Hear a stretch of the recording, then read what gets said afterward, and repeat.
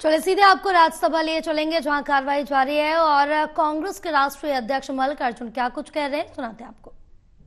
That here and outside you are unable to stand, then you may take your own call. You may take your own call. तो बैठ के बोलने में उतना जज्बा नहीं है। तो खड़गे जी इस मामले में इस मामले में मैंने आपकी मदद की है। आपका जज्बा कायम रखा। ये कभी कभी आप मदद करते रहते हैं, हम भी याद करते रहते हैं।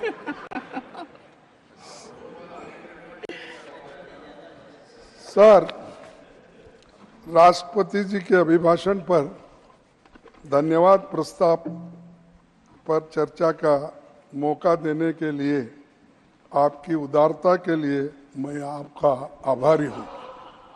क्यों हंस रहे? ये ऐसा ही करके मेरे को गुमराह करते लोग।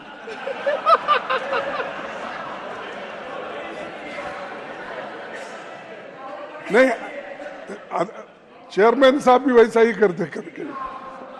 राष्ट्रपति जी इसको डिलीट कर देंगे कि मैं भी ऐसा करता हूं। This is deleted. राष्ट्रपति जी संसद का सबसे अहम हिस्सा है, हम उनका बहुत सम्मान करते हैं। अभिभाषण का कंटेंट सरकारी होता है, सरकारी पक्ष को इसे विजन स्टेटमेंट बनाना था। चुनौतियों से कैसे निपटेंगे ये बताना जरूरी था, लेकिन उसमें ऐसी कोई कंटेंट नहीं है। इस साल राष्ट्रपति जी का पहला अभिभाषण 31 जनवरी को हुआ था और 27 जून को दूसरा अभिभाषण 18वीं लोकसभा के गठन के बाद हुआ। पहला अभिभाषण चुनावी था और दूसरा उसी की कॉपी जैसा है वैसा ही। न दिशा है न कोई विजन है। हमें भरोसा था कि राष्ट्रपति जी संविधान और लोकतंत्र की चुनौतियों पर कुछ बातें जरूर रखेंगे, सबसे कमजोर तबकों के लिए कुछ ठोस संदेश देंगे।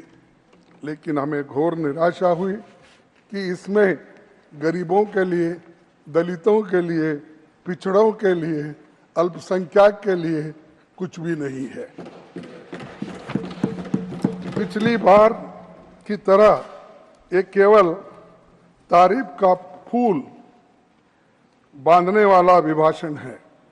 और इतनी तारीफ तो हमारे द्विवेदी साहब, कभी कभी कंफ्यूजन होता द्विवेदी, त्रिवेदी, चतुर्वेदी, इसमें माफ कीजिए क्योंकि मैं दक्षिण से आता हूँ, ये इन शब्दों से मैं ज्यादा वाकुफ नहीं। We can have half an hour discussion on this if you want. Pardon?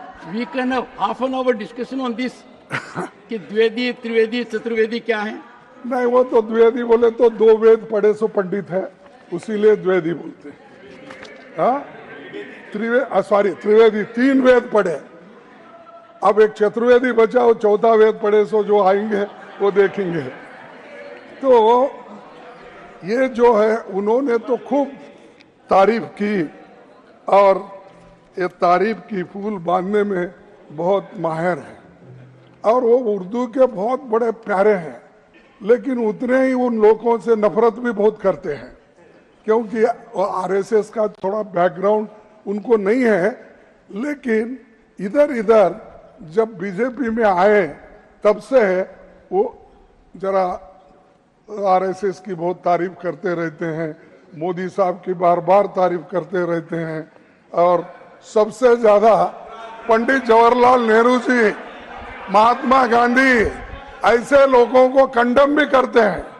तो मैं सुना बहुत सी बातें, इसीलिए सुधांशु जी, सुधांशु जी, पिछले बार unless the LOP जिसमें will बुनियादी yield, it मुद्दों is for को- him to yield or not to yield. I will give him opportunity.